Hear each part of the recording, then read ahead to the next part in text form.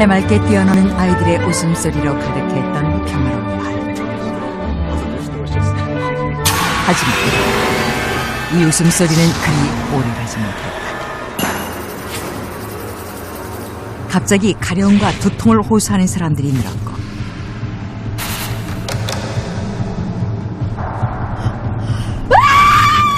산모들은 잇따라 기형아를 낳기 시작했는데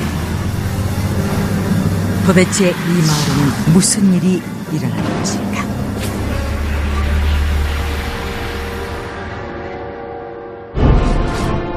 미국 뉴욕주 나이아가라 폴스시의 작은 마을 러브캐널. 러브캐널은 1892년 윌리엄 러브라는 사업가가 이곳에 운하를 만들 당시에 붙여진 이름이었다. 그런데 1977년 한적하고 평화로웠던 이 마을에 이상한 일들이 벌어지기 시작했는데 마을의 아이들이 원인을 알 수 없는 병에 시달리기 시작한 것이다. 수업 중에 갑자기 의식을 잃고 쓰러지는가 하면 심한 기침을 계속해서 하다가 호흡곤란을 호소하는 아이들도 있었는데 아이들은 병원에서도 발병 원인을 찾을 수 없었고 그렇게 시름시름 알아갔다. 그러던 어느 날 마을에 큰 홍수가 닥친 후 더욱더 이상한 일들이 벌어졌다. 마을의 가로수와 꽃들이 일제히 말라 죽어버린 것이다.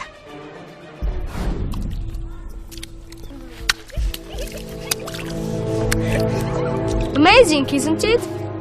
Oh, it's so fun.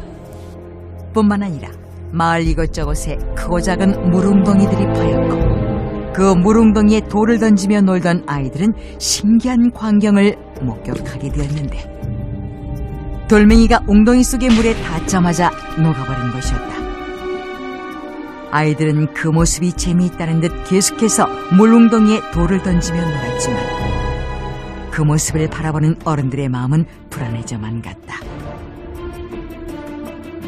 분명 마을에 이상한 일들이 벌어지고 있음에도 불구하고 왜 이런 일들이 생기는 것인지 전혀 알 수 없었기 때문이다. 마을 사람들이 할 수 있는 일이라곤 그저 밖에 나가는 일을 삼가는 것뿐이었고 그들은 마을이 원래의 모습으로 돌아오길 간절히 바랐다. 하지만 그들의 바람과는 달리 상황은 더욱 악화되어 갔는데 이제 아이들뿐만 아니라 어른들까지도 병명조차 알 수 없는 증상들을 보이기 시작한 것이다.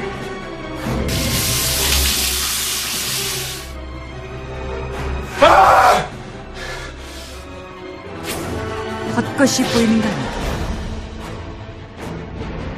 온몸에 견딜 수 없는 가려움을 느끼거나 심한 두통에 시달리기도 했다. 그뿐만이 아니었다.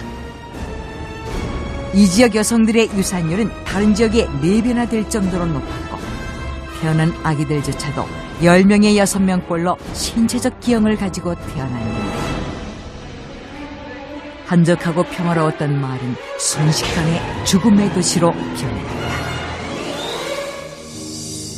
마을 주민들을 더욱 괴롭힌 것은 이 모든 상황의 원인을 알 수 없다는 것이었다.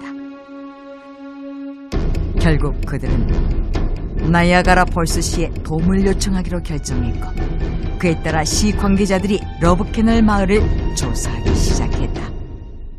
사람들은 이제 시 당국이 자신들을 악몽 속에서 구해내줄 것이라고 굳게 믿고 있었다. 하지만 며칠 후 그들은 시청을 다시 찾은 마을 사람들에게 너무나도 어이없는 이야기를 전했다. There is nothing wrong with your town. What are your concerns? What? How can you say that when people are dying? That's what the report says. Go home. 그것은 바로 러브캐널에 아무런 문제가 없다는 것이었다. 뭔가를 숨기는 듯한 시 관계자들의 모습이 마음에 걸렸던 마을 사람들은 계속해서 시청에 민원을 넣었지만 번번이 묵살당했다. 시청이 마을 사람들의 민원을 묵살하는 동안 병에 걸린 사람들은 점점 더 늘어만 갔는데 이제 사람들은 살기 위해 직접 거리로 나섰다. 어른부터 아이까지 모두 마을의 심각한 상태를 알리는 티켓을 들고 시위를 하기 시작한 것이다. 이러한 마을 사람들의 노력에 다른 지역의 사람들이 하나 둘씩 러브캐널 사태에 관심을 보이기 시작했고, 언론들 역시 러브캐널에 대해서 일제히 보도하기 시작했다. 그리고 이 소식은 당시 미국 대통령이었던 지미 카터에게까지 들어가게 되었는데, 사태의 심각성에 대해 자세히 보고받은 지미 카터 대통령은 곧 뉴욕 주 정부로 하여금 대대적으로 러브캐널을 조사할 것을 지시했다. 그러자 시에서 아무리 조사해도 전혀 나오지 않았던 문제점들이 주 정부가 조사를 시작하자마자 쏟아져 나오기 시작했다. 러브캐널의 토양과 대기 성분을 조사한 결과 벤젠 등의 발암물질이 무려 11가지나 포함되어 있었던 것이다. 뿐만 아니라 마을 사람들의 건강검진 결과 대부분의 사람들이 염색체 손상, 생식기능 이상 등 많은 건강상의 문제점들을 가지고 있는 것으로 드러났는데, 조사 결과를 보고받은 카터 대통령은 곧바로 그 지역의 비상사태를 선포하고 러브캐널에 거주하고 있는 238가구에게 마을을 즉시 떠날 것을 명령했다. 그리고 마을 사람들이 모두 떠난 후 본격적으로 러브캐널을 조사하던 주정부 관계자들은 사람들을 죽음으로 몰아간 원인을 알아낼 수 있었다. 그것은 러브캐널의 땅속에 묻혀있던 폐기물 때문이었다. 마을 사람들이 생활하던 땅의 아래 놀랍게도 유독성 화학물질과 핵무기 개발 도중에 발생한 인체 치명적인 유해 폐기물까지 묻혀 있었던 것이다. 그렇다면 왜 이 마을에 이런 위험한 것들이 묻혀 있었던 것일까? 1892년 사업가 윌리엄 러브는 미국 중부 내륙과 대서양 연안을 이을 운하를 건설하기 위해 큰 구덩이 형태의 물길을 만들고 있었다. 하지만 경제의 공황으로 인해 재정 위기를 맞은 러브는 미처 운하를 완공하지 못한 채 그곳을 떠나게 되었고, 그가 남기고 간 큰 구덩이는 한동안 그대로 방치되고 있었다. 그러던 1942년 화학회사인 후커 케미컬이 그 구덩이를 사들였고, 그들은 그 후 8년 동안 무려 22,000여 톤의 유독성 화학물질을 그 구덩이에 묻었다. 그리고 그 위를 물이 스며들지 않는 특수 진흙으로 덮었는데, 그러던 어느 날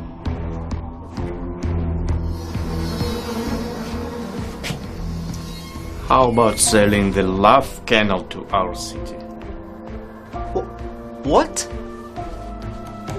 Why do you want to buy it? 후커 케미컬은 나이아가라 폴스 시로부터 러브캐널 지역을 매각하라는 요청을 받게 된다. 당시 나이아가라 폴스 시는 새로운 마을을 건설하기 위해 부지를 알아보고 있었고, 러브캐널 지역이 그들의 눈에 들어온 것이다. Look, sir, we cannot sell Love Canal. Why not? The chemical wastes are buried under the canal, and it will be dangerous for people living there. 폐기물 매립 사실을 숨긴 채 계속해서 시의 러브캐널 매각 요청을 거부하던 후커 케미컬은 어쩔 수 없이 모든 사실을 털어놓으며 러브캐널에 마을을 만들어서는 안 된다고 주장했다. 하지만 시는 후커 케미컬의 이러한 경고를 무시하고 끊임없이 러브캐널 매각을 요구했다. 결국 후커 케미컬은 러브캐널 지역을 시에 매각할 수밖에 없었고, 토지 이용의 위험성을 경고하는 의미로 단 $1에 그곳을 매각했다. 싼값에 넓은 부지를 갖게 된 시는 그곳에 엄청난 양의 폐기물이 묻혀있다는 사실을 알고도 버젓이 마을을 세운 것이다. 하지만 얼마 지나지 않아 문제점들이 생겨나기 시작했다.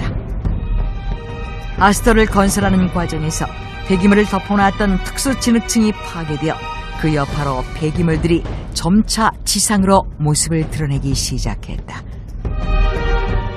그로 인해 마을의 토양과 대기 중에 발암물질이 노출되고 말았고, 그것이 마을 사람들을 병들게 만들었던 것이다. 나야가라 폴스 시는 이러한 일들이 벌어진 원인에 대해서 알고 있었음에도 불구하고 자신들이 폐기물 매립 사실을 묵인한 것에 대한 처벌을 받게 될까봐 쉬쉬하며 마을 사람들의 민원까지도 묵살시켰던 것인데, 이후 러브캐널 마을은 무려 2억 5천만 달러, 하나로 3천억 원에 해당하는 금액을 들여 3차례에 걸쳐 복구를 시도했지만 다시 원래의 모습으로 돌아오지 못했다. 비양심적인 한 화학회사의 폐기물 매립과 시당국의 무책임한 행동으로 인해 고통을 받으며 살아간 러브캐널 마을 사람들.